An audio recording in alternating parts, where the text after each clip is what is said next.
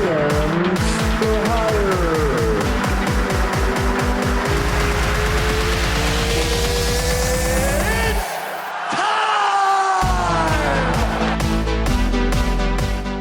Welcome back, everybody, to GMs for Hire. My name's Will Polston. Alongside with me is Matt Perry for this one. And we're here to bring you a little bit of breaking news.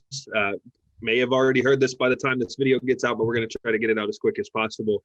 The Toronto Blue Jays are, should we say, back? I mean, they've made some pretty big moves here. Breaking news that they have signed both closer Kirby Yates as well as outfielder George Springer. Kirby Yates, let's start with that deal first. A one-year deal, just a $5.25 million. Honestly, for some of the money that we have seen relievers get paid as of late, honestly, a really cheap deal, especially for one of the more dominant closers over the last couple of seasons. Matt, let's just get your take on that real quick. Yeah, I think that it helps the Blue Jays a ton, and it saved them a lot of money. I think Yates could have signed for a lot more. I saw him going closer to double digits, if not double digits, in the millions. But 5.25, I mean, that's fantastic. You know, 1 year, I don't think there's any options, but definitely if things go well this year, I'm sure Yates would be inclined to sign a new deal with them, depending on what happens. This team looks great. They can definitely contend with teams like the Yankees and the Rays in the AL East. And yeah, Kirby Yates brings a lot to the bullpen. A team that kind of lacks bullpen. That's probably the thing they need most right now. Ken Giles, who was the closer last season, he's still a free agent. So a new closer in Toronto, and yeah, this is great for the bullpen. Absolutely. You know, whenever you said that you thought that he would reach double digits, I'd be hard pressed to tell you otherwise. I mean, really, whenever we saw Liam Hendricks with the White Sox, he signed his extension, or not his extension, but he signed his contract with the White Sox, and he set it at 3 years, $54 million. And so he was getting offered $18 million a season. And yeah, Liam Hendricks a little bit younger and a little bit more dominant, but honestly, over the last couple of seasons, there hasn't been too much of a discrepancy. You could say that Kirby Yates is one of the more dominant closers still. Yes, last year he battled injury issues and he is getting older, but still, I thought that it would be at least a 2 or 3 year deal for Kirby Yates and definitely for more money. So this honestly would you be willing to say, I think I'm willing to say this, do you think this is kind of like the steal of the off season so far? So far, yeah. I mean, for the value you can get at Yates, as long as he's healthy and he's on, I mean, this is fantastic. I really can't say enough good things about this deal. It's a bargain, really. I think tons of value for a low price. This is a steal so far. Yeah, no doubt. Absolutely. I mean, we've only seen a couple of names so far. Now, luckily, the stove is starting to heat up a little bit. Recently, we saw Liam Hendricks. We just saw the trade for Joey Lucchesi and Joe Musgrove. Now we're seeing the deal for Springer and Yates. John Lester recently signed. Jose Quintana actually just signed not too long ago as well, along with this news here. So the stove is finally starting to pick up a little bit. We still got huge names out on the market, but luckily now we're getting some of those big names off. And shout out to Matt, by the way, for making it this far. Matt called this back on the MLB predictions, free agency predictions. A link to that will be right up here. I'm going to make Matt do that. So little timestamp. Good job. You're going to edit, so you're going to throw that one in there. But yeah, Matt ended up calling this one, said that, well, not actually this one, but the one we're getting ready to get into, George Springer as well, 6 years, $150 million. And this is the one that Matt called, said that he was going to go to the Blue Jays. But yeah, 6 years, 150, honestly, a long-term deal, but he's a young guy. He's got a lot of bat, honestly, a great pickup for Toronto, and it really solidifies their outfield, in my opinion. Yeah, I think 6 years, 150 million. It's great. He's only 30 years old, so this takes him to his year 36 or 37 season. I don't know when his birthday is exactly, but yeah, this is going to be probably his prime, honestly, or at least most of it. He was one of the best hitters on the Astros these past few years, and we saw how good the Astros were, sign stealing or not. They got some good hitters, and names like Bregman and Altuve, you've got to include Springer. He was absolutely fantastic. He was arguably the best outfielder available in this year's market. Him and Marcell Ozuna up there towards the top. Ozuna's still a free agent. Springer finally gets his deal. The projected outfield for the Blue Jays is looking really, really good. You got Lourdes Gurriel Jr. in left.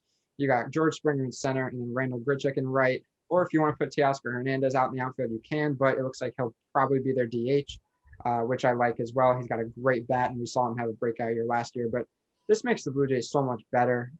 They're in a tougher division. The Rays and the Yankees are not slowing down. Despite any moves that have been made this offseason, they're definitely still threats to the American League as a whole. And now the Blue Jays names have to be right in. Absolutely. I mean, the additions of these two guys, especially in my opinion, on the Yates side of things, getting a veteran to add to that bullpen, especially whenever really all they had was Ken Giles, and the offseason's not over. Sure, 6 years, 150 for a smaller market team. It's going to do a little bit on your salary cap, but they have time now. I'm sure they have more money to address things. Probably not too much, but they don't have that many guys on too high of a contract. What's going on, man? Speaking of that, I just got the notification from Ken Rosenthal. Apparently, the Blue Jays are still in on outfielder Michael Brantley, who is close friends with Springer. Obviously, they played together on the Astros. And I just want to address this now. If the Blue Jays do wind up signing Michael Brantley, this is even bigger. I mean, Brantley can take Grichuk's spot in right field, and then you're looking at one of the best outfields in baseball.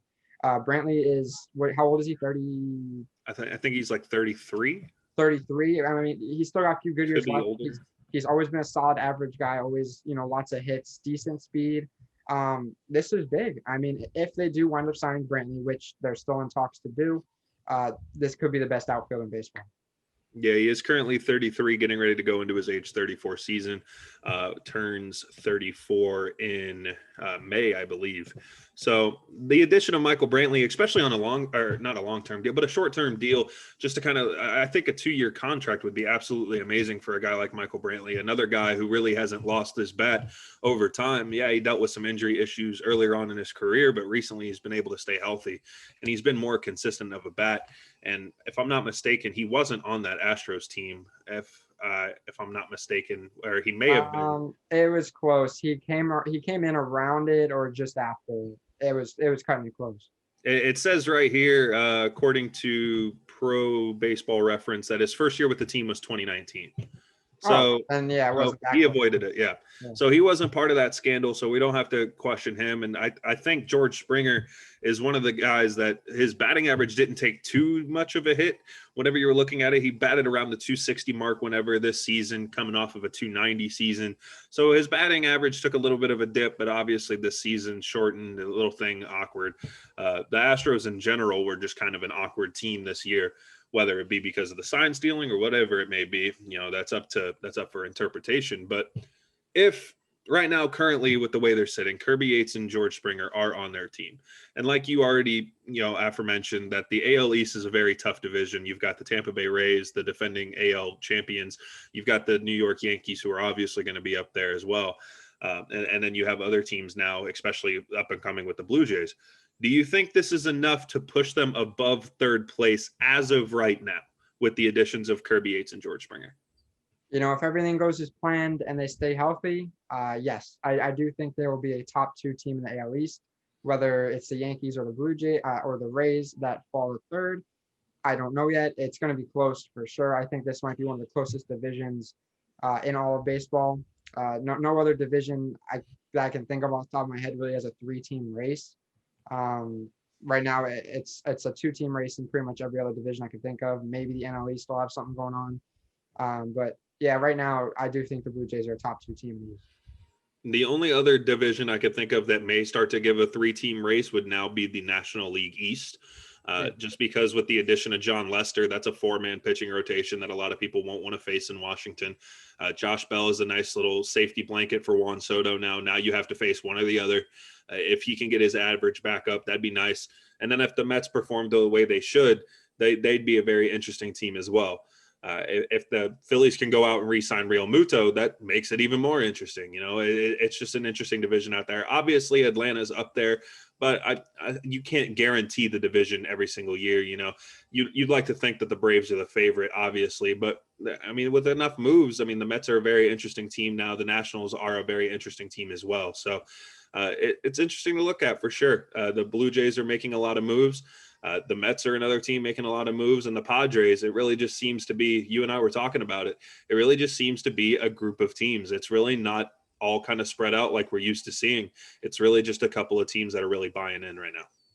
Yeah, I mean, it just seems to be teams buying in bulk, and a lot of teams are quiet. Most teams are quiet, besides the ones you mentioned. Really, the Mets, the Nationals have been making moves, the White Sox, the Padres, of course. Yeah, I mean, moves have been few and far between. Obviously, this is probably the slowest free agency period we've ever had. It seems to get slower every year, and I don't know why. I wish they were able to figure that out. As long as nothing leads to a strike and we lose baseball, I mean, that's fine. I'd rather this take forever than have players association problems. But yeah, I mean, I wish a whole lot of teams would wake up because many teams still have work to do. Every team I feel like has something they can do to improve. I know budgets are constrained because of everything with COVID, and every team took a money loss in 2020. That's a given, really. So it's tough times in baseball if you're running the money books. But I mean, you got to do something. You got to try to improve your team anyway, anyhow. Final question. Are you surprised a little bit by the Blue Jays still going out and trying to buy now, especially with everything going on with COVID? I mean, they could still be playing in Buffalo, New York. This division is really tough, as we've mentioned. So to be buying in, that's kind of almost saying that they want to be a win now team. Are you shocked by that move? Is it coming a little earlier than you expected? Where are you looking at for the projection for the Blue Jays? I think this is the perfect time for the Blue Jays to take advantage of a bad situation. Really, if you have the money at this stage, even with the losses, you might as well take advantage of it. We've seen the Padres do it. They've taken on several bigger contracts and kind of gotten rid of the farm. The Blue Jays haven't partaken in any trades yet, but they do have a pretty decent farm system. Guys of the future, I guess, are now becoming guys of the present. Nate Pearson has kind of made himself known this season. Obviously, Vladdy Jr. is entering his second full season. Guys like Biggio and Bichette, and yeah, I think with the prospects that they have now brought up, and this lineup's ready to go. Maybe get another starter. I'd like to see that. Jordan Ryu, Pearson. This will be his first full season, I would have to think. He has ups and downs last season, I'll say that, but he's supposed to be a very good pitcher, and hopefully we see that because I mean that guy can flat out throw. And yeah, I think that this is the perfect time for them to go into win now mode. Yeah, absolutely. I think I got a notification not too long ago from MLB Network saying Pearson is the #1 prospect now, which would be shocking over Wander Franco. I don't know. I think it's for Wander right-handed Franco. pitchers. What's that? Maybe it was just pitchers. Yeah, It probably was. Baseball America still has Wander Franco at #1. So That could probably be what it is. Nate Pearson probably overtook Gore for Gore's a #1, lefty. or Mize, either one. They're both up there competing for it. So yeah, it's a matter of time. The Blue Jays are on the up and up. 2 big signings, Kirby Yates and George Springer, coming to Toronto to add to the fire in the AL East. But until then, for any other big breaking free agency news that will happen, especially if they are going to a new team, you can catch up all the updates here on GMs for Hire. I'm sure Matt and I will have a little bit of a video for the biggest free agent splashes. But until then, congratulations, Blue Jays, on the 2 new additions, and we'll see what else the Stove brings us here in the upcoming days. So for Matt Perry and for Will Polston, this has been GMs for Hire, and this is the update on the MLB free agency. Take it easy.